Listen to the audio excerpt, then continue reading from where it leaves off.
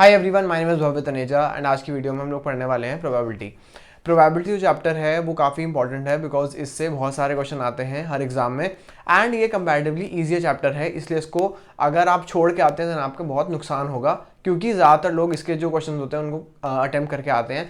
तो अगर cut off निकलेगी एंड आपने प्रोबेबिलिटी क्वेश्चन नहीं करे हुए अपने पेपर के अंदर देन आपको इफेक्ट हो सकते हैं वो, क्योंकि ज़्यादातर लोग करके आते हैं एंड प्रोबेबिलिटी एक कंपैरेटिवली सिंपलर चैप्टर है मेरे हिसाब से।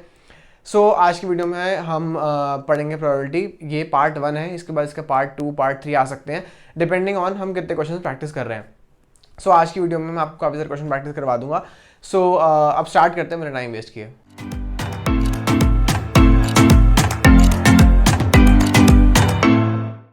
आई होप आपको पता ही होगा, आपने क्लास 11 में थोड़ी बहुत आई नो मैथ्स में अगर आपके पास थी मैथ्स देन आपने पढ़ी होगी एंड इवन 10th में भी प्रोबेबिलिटी पढ़ी हुई है। हम क्वेश्चन स्टार्ट करते हैं ताकि आपको समझ में आ जाए कि किस टाइप के क्वेश्चंस आपको एंट्रेंस एग्जाम से पूछे जाते हैं। ठीक है, तो पहला क्वेश्चन देखते हैं। सिंपल क्वेश्चन स्टार्ट करेंगे। यहाँ पे लिखा हुआ है find the chance of throwing at least 1 ace in a simple throw with 2 dice. अब ये थोड़ा सा लैंग्वेज बस ऐसी है कि 1 एस लिखा हुआ है तो हम सोचते हैं यार डाइस की बात हो रही है, एस की बात हो रही है, मतलब कार्ड्स की बात हो रही है, डाइस की बात हो रही है, समझ में नहीं आ रहा। लेकिन यहाँ पे जो क्वेश्चन है वो थोड़ा सा मुझे भी नहीं पता ऐसे एस क्यों लिखा हुआ है, लेकिन यहाँ पे एस का मतलब 1 है। इसका मतलब वो आपसे ये पूछ रहा है कि अगर हम 2 डाइस थ्रो करते हैं तो ऐसा कितनी बार है कि एटलीस्ट 1 तो आया ही हो। ठीक है, यानी कि अगर हम डाइस थ्रो करते हैं जब, तो पहले तो आपको ये चीज़ बतानी चाहिए कि अगर हमने 2 डाइस थ्रो करी हैं तो टोटल आउटकम्स हमारे 36 होते हैं। एक डाइस के ऊपर इंडिपेंडेंटली 6 आउटकम्स होते हैं। अगर हम 2 करते हैं तो हम 6 की पावर 2 करते हैं, यानी कि 6 × 6। अगर हम 3 डाइस थ्रो करेंगे देन आपके टोटल आउटकम्स आएंगे 6 की पावर 3। ऐसे ही अगर आपका कॉइन होता है तो कॉइन के अंदर भी सेम चीज होती है। कॉइन के अंदर अगर आपका एक कॉइन के ऊपर 2 आउटकम्स हैं एंड आपने 2 कॉइन करे देन आपके 4 आउटकम्स आते हैं। अगर आपने 3 कॉइन एक साथ फेंके देन आपके टोटल 8 आउटकम्स आएंगे। ठीक है, तो अगर हम यहाँ पे डाइस की बात कर रहे हैं एंड वो आपको कह रहा है कि 36 आउटकम्स में से कितनी बार जो आउटकम्स आएंगे उसमें से 1 तो एटलीस्ट होना ही चाहिए उसके अंदर, यानी कि आपके क्या क्या आउटकम्स आएंगे जिसमें 1 हो ही। एक तो हो सकता है 1 1, 2 बार 1 आ गया, या हो सकता है आपका 1 2। ठीक है, ऐसे आपका लेके 6 तक। एंड यहां पे दोबारा से ऐसा हो सकता है कि 2 1, 3 1 एंड ऐसे आपका 6 1 तक। तो इस केस में भी आपके 1 आ रहे हैं, यहां पे भी 1 आ रहा है एंड एक ये कॉमन चीज है। तो कभी कभी हम क्या करते हैं कि 5 आउटकम तो ये हो गए, आपके 5 आउटकम ये हो गए एंड एक आउटकम ये है क्योंकि ये कॉमन दोनों में, तो आपके टोटल 11 आउटकम होंगे। कुछ लोग जल्दीबाजी में इसको 12 कर देते हैं, सोचते हैं 6 6, तो वो इसको 2 बार काउंट कर लेते हैं, लेकिन आपको इसको 2 बार काउंट नहीं करना है। टोटल आपके आउटकम्स जिसमें 1 तो हो ही, ये आपके आएंगे 11 कितने में से 36 आउटकम्स में से, यानी कि आपका आंसर इस केस में हो जाएगा 11/36। ठीक है, तो option number D 11/36 is the answer in this case. Simple question था, आपको एक थोड़ा बताने के लिए कि प्रोबेबिलिटी में क्या पूछा जाता है। तो वैसे तो बहुत सिंपल है, अगर हम और क्वेश्चन करेंगे तो आपको समझ में आ जाएगा कि कैसे इन क्वेश्चन को हमें अटेम्प्ट करना है। स्टार्ट करते हैं नेक्स्ट क्वेश्चन से। एक और देखते हैं, बहुत ही कॉमन क्वेश्चन है। Find the chance of drawing 2 balls in succession from a bag that contains 5 red and 7 blue balls if the balls are not being replaced. ठीक है, ये रिप्लेस वाले क्वेश्चन बहुत ज़्यादा आते हैं, देन इसलिए आपको ये वाले आने चाहिए। ये क्या कह रहा है, आपको 2 ब्लू बॉल निकालनी है इन सक्सेशन, यानी कि एक बैग है। ठीक है, उस बैग के अंदर कितना बोला है उसने, 5 रेड और 7 ब्लू बॉल्स हैं। ठीक है, यानी कि टोटल कितनी हो गई, टोटल आपके पास इस केस में 12 बॉल्स हैं जो कि इस बैग के अंदर है। अब वो कह रहा है कि हमें 2 बार हमने इसमें से बॉल्स निकाली एंड वो दोनों बार ब्लू आनी चाहिए। ठीक है, एंड हम जो एक बार बॉल निकाल रहे हैं उसको रिप्लेस नहीं कर रहे, मतलब रिप्लेस मतलब उसको वापस नहीं डाल रहे उस बैग के अंदर। हमने एक बार जो निकाल लिया वो हम अपने पास रखते हैं। ठीक है, अगर इस केस में अगर आपको दोनों बार ब्लू कलर की बॉल ही निकालनी है इस बैग के अंदर से, तो आपको पहले तो इसका मतलब हो गया कि आपको 7 ऑप्शंस हैं, कितने में से, 12 में से, कि आपकी जो फर्स्ट बॉल आए वो ब्लू हो। ठीक है, उसके बाद हम क्या करते हैं, क्योंकि हमने एक बॉल जो ब्लू आई वो हमने अपने पास रख ली, इसका मतलब जो हमारी बॉल्स हैं वो हो गई टोटल 11, ये हमने बॉल बाहर निकाल ली। एंड ये 7 में से, क्योंकि हमने पहली हम मान के चल रहे हैं कि ब्लू बॉल ही बाहर निकाली है, इसका मतलब ब्लू बॉल भी हमारी एक कम हुई है यहाँ पे, इसलिए अब हमारे पास केवल 6 ऑप्शंस और हैं, क्योंकि हमें दोबारा से ब्लू बॉल चाहिए। राइट, आई होप समझ में आया होगा। पहले हमारे पास 12 बॉल्स थी, उसमें से 7 ब्लू बॉल्स थी, इसलिए हमने उसको 7 का यहाँ पे ले लिया। 7 आउट ऑफ 12 हमारे पास प्रोबेबिलिटी थी to take out a blue ball in the first try. ठीक है, उसके बाद हमने ब्लू बॉल जो आई वो हमने पास रख ली, इसलिए ये एक ब्लू बॉल कम होगी एंड टोटल भी हमारा 12 से 11 हो गया, ठीक है। यहाँ पे हो जाएगा आपका 6/11 एंड 7/12। इस केस में अब इसने हमसे पूछा है कि प्रोबेबिलिटी टोटल क्या होगी, इसलिए हम इन दोनों की प्रोबेबिलिटी को मल्टीप्लाई कर देंगे, ठीक है। ये हो जाएगा आपको 7 6 42 एंड 12 132। इसको आप कट करेंगे यहाँ पे तो आपका आंसर आ जाएगा 7/22, ठीक है। तो हमें पहले भी ब्लू बॉल चाहिए, उसके बाद भी हमें एक और ब्लू बॉल चाहिए, इसे टोटल प्रोबेबिलिटी हमारी मल्टीप्लाई करके आ जाएगी 42/132 या फिर 7/22, ठीक है। आई होप समझ में आया होगा। नेक्स्ट क्वेश्चन करते हैं। एक और क्वेश्चन देखते हैं, अच्छा क्वेश्चन है। इसमें आपको दिया हुआ है कि from a pack of 52 cards 2 are drawn at random, find the chance that one is a king and the other is a queen. यहाँ पे कुछ नेव लिखा हुआ है लेकिन इसका किंग मतलब है। So one is king and the other is queen out of a pack of 52 cards. अब देखो हमें पता है एक डेक में 52 कार्ड्स होते हैं। वो कह रहा है कि हमने एट रैंडम 52 में से 2 कार्ड उठाए, क्या प्रोबेबिलिटी है कि उसमें से एक किंग और दूसरा क्वीन है, राइट। अगर पहले हम किंग की बात करें तो किंग कितने होते हैं, 4 किंग होते हैं। अगर हम उठा रहे हैं 52 कार्ड्स में से तो 52 आउट ऑफ 4 तो किंग की हो गई, ठीक है। अब अगर उसमें से एक किंग है, हमने एक किंग ऑलरेडी निकाल लिया है, इसका मतलब टोटल अब कार्ड्स हो गए 51 एंड 51 में से क्वीन कितनी है, दोबारा से 4 है, ठीक है।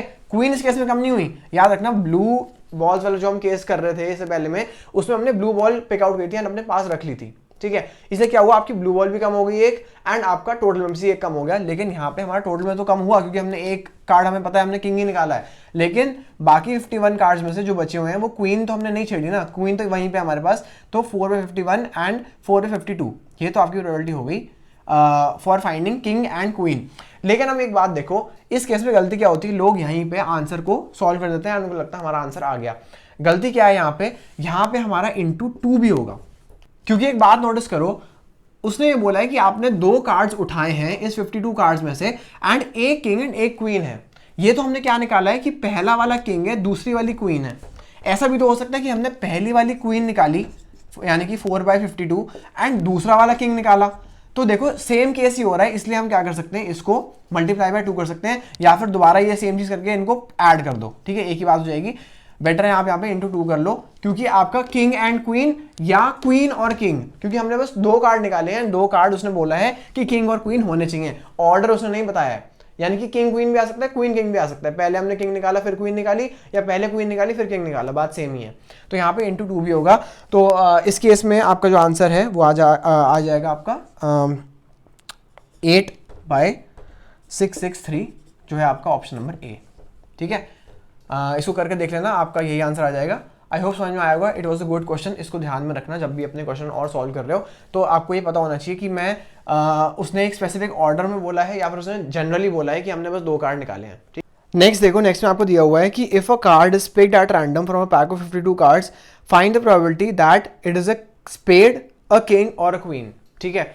यानी कि वो कह रहा है कि हमने 52 कार्ड में से कुछ कार्ड उठाए हैं, प्रोबेबिलिटी बताओ कि वो जो कार्ड है वो या तो स्पेड हो या किंग हो या क्वीन हो, ठीक है। कभी कभी वैसे बहुत इजी क्वेश्चन है, कुछ लोगों को शायद जब पहली बार देखते हो नहीं समझ में आता है। देखो हमारे पास 52 कार्ड्स हैं, उसमें से हमें पता है कि 13 तो स्पेड है, ठीक है, मतलब 13 स्पेड होते हैं, 13 हार्ट होते हैं, 13 क्लब्स होते हैं।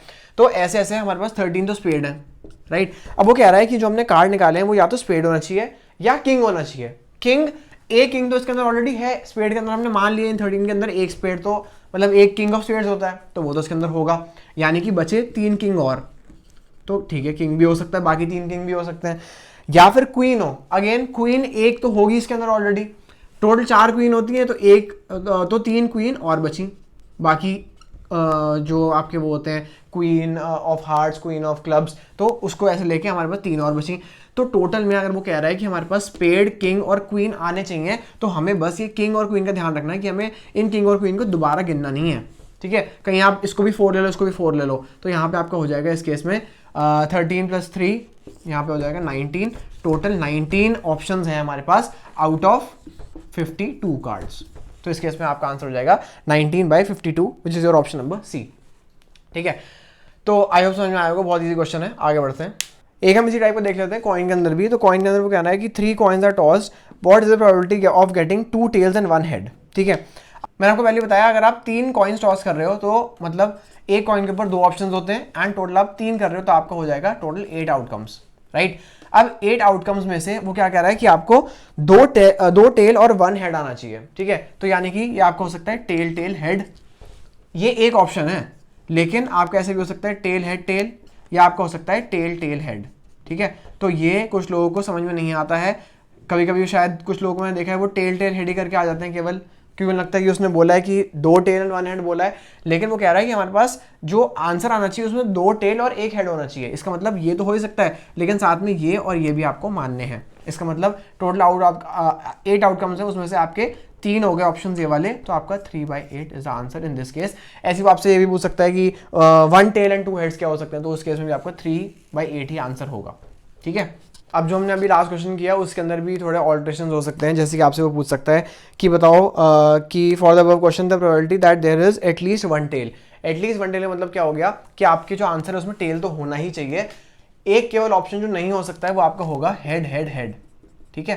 तो यानी कि हमारे पास 8 आउटकम टोटल होते हैं, केवल उसमें से एक आउटकम ऐसा है जो हमारे पास नहीं आना चाहिए, बाकी there should be at least 1 tail, यानी कि टेल टेल टेल या टेल हेड हेड, मतलब 1 टेल 2 टेल या 3 टेल चल सकती हैं, केवल हेड हेड हेड नहीं चल सकता। इसका मतलब इस केस में आपका आंसर हो जाएगा 7/8, क्योंकि केवल एक आपका मतलब जो आ रहा है हेड हेड हेड वो नहीं आना चाहिए, बाकी सब आने चाहिए, यानी कि 7/8 इज योर आंसर। अब इसके अलावा आपका ऐसा भी हो सकता है कि आपको बोल सकता है कि नीदर 3 हेड्स नॉर 3 टेल्स, मतलब ना ही आपके 3 हेड आए ना ही आपके 3 टेल आए, ठीक है। तो इस केस में आपके 2 ऑप्शन कट कर दिए उसने, यानी कि नीदर 3 हेड नीदर 3 टेल। इस केस में आपका आंसर हो जाएगा 6/8, यानी कि 3/4। सो 3/4 is your answer in this case. तो ऐसे ही आपसे वो पूछ सकता है, तो ये वाले क्वेश्चन प्रैक्टिस कर लेना। मैंने आपको कुछ बता दिए हैं, अगर आपको और लगे कि आप प्रैक्टिस करने हैं देन आप इनको अलग अलग जगह प्रैक्टिस कर सकते हो। क्लास 10th की बुक में, क्लास 12th की बुक में, हर जगह आपको ये वाले क्वेश्चन मिल जाएंगे बहुत ही ईजिली। एक और देखते हैं, इसमें लिखा हुआ है a husband and wife appear in an interview for 2 vacancies for the same spot. The probability of the husband getting selected is 1/7 and that of wife getting selected is 1/5। What is the probability that, अब उसने आपको कुछ question पूछे हुए हैं इसके अंदर ही। First है both of them will be selected, यानी कि first both of them will be selected, select होने की प्रोबेबिलिटी क्या है 1/7 of husband and 1/5 of wife, यानी कि 1/7 of husband and 1/5 of wife, total आपका हो जाएगा 35। सो 1/35 is the probability for getting selected. Next वो बोल रहे सेकंड पार्ट के अंदर one of them will be selected, यानी कि या तो वाइफ होगी या फिर हस्बैंड होगा। इसका मतलब अगर हम पहले मानते हैं कि अगर हस्बैंड सेलेक्ट होता है 1/7, इसका मतलब वाइफ नहीं सिलेक्ट हुई, इसका मतलब यहाँ पे होगा 4/5, ठीक है।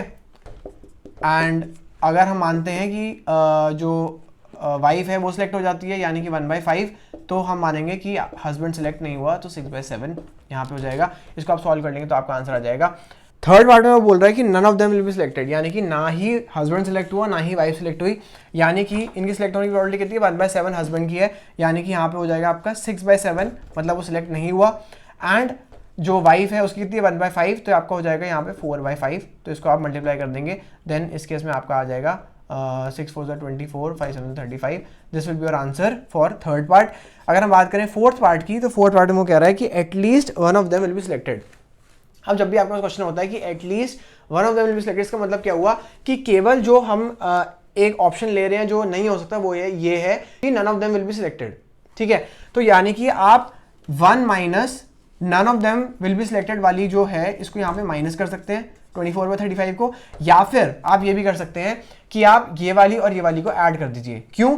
क्योंकि ये बोल रहा है कि at least one of them will be selected, यानी कि या तो दे बोथ आर सिलेक्टेड, ये भी एक हो सकता है, एंड या फिर हस्बैंड सेलेक्ट हुआ या फिर वाइफ सेलेक्ट हुई। यहाँ पे हमने इसकी ऑलरेडी निकाली हुई थी, तो या तो ये एंड ये इनको आप ऐड कर सकते हैं तो भी आपका सेम आंसर आएगा फोर्थ का, या फिर आप 1 माइनस 24/35 कर सकते हैं, क्योंकि none of them will be selected वाला ऑप्शन नहीं है इस केस में। हमें पता है कि एटलीस्ट एक ना एक बंदा सिलेक्ट हुआ ही है, बोथ भी हो सकते हैं या फिर उनमें से कोई एक हुआ है, तो बोथ उनमें या फिर उनमें से कोई एक को ऐड कर लो या फिर 1 माइनस ये वाली कर लो, आपका सेम चीज आ जाएगी।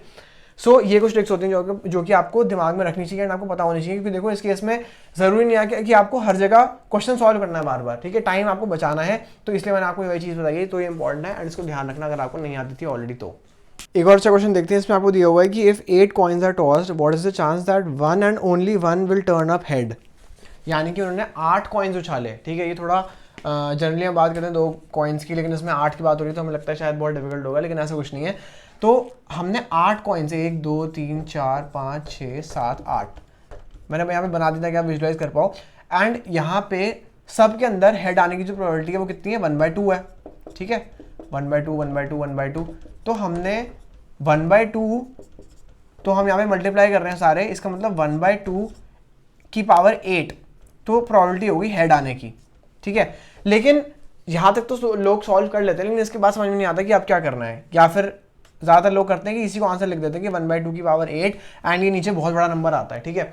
ऐसा नहीं करना है आपको, इंटू 8 भी करना है इसके अंदर। इंटू 8 क्यों करना है, क्योंकि उसने ये बोला है कि हमने 8 कॉइन्स उछाले, लेकिन कौन से वाले पे हेड आया, हो सकता है फर्स्ट टर्न पे हेड आ जाए, हो सकता है सेकंड पे आ जाए, थर्ड पे आ जाए, हो सकता है फोर्थ पे, लेकिन केवल एक ही हेड आया है, लेकिन कौन से वाले पे आया है हमें ये नहीं पता है, ठीक है। तो हमारे पास टोटल 8 पोजीशन है जिसपे वो आ सकता है, इसलिए हम इसको मल्टीप्लाई बाय 8 भी करेंगे। तो जब आप करोगे यहाँ पे, तो यहाँ पे नीचे आप देखोगे 2 की पावर 3, और यहाँ पे भी इसको 2 की पावर 3 ले लो, तो आपका ये तो कट जाएगा, तो आपको टोटल आ जाएगा 1/32। सो 1/32 is your answer in this case. तो एक हमने क्वेश्चन पहले भी किया था कार्ड्स का, जिसमें हमने सेम कंसेप्ट यूज किया था, तो यहाँ पे भी हमें पता नहीं है कौन से पोजीशन पे आने वाला है, इसलिए हमें 8 पोजीशन है टोटल, इसलिए हमें मल्टीप्लाई बाय 8 भी करना है इस केस में, ठीक है। सिर्फ 1/2 की पावर 8 करके नहीं छोड़ना है। एक और करते हैं, ये अच्छा क्वेश्चन है, आपके जो भी क्वेश्चन मैं आपको करा रहा हूँ सारे सिलेक्टेड क्वेश्चन ही हैं, एंड इस वीडियो में हम लोग फिर भी कुछ जो क्वेश्चन है वो काफ़ी बेसिक कर रहे हैं, ताकि आपको एक आइडिया लग जाए, क्योंकि ये पार्ट 1 है। In part 2 and part 3 will do more difficult question.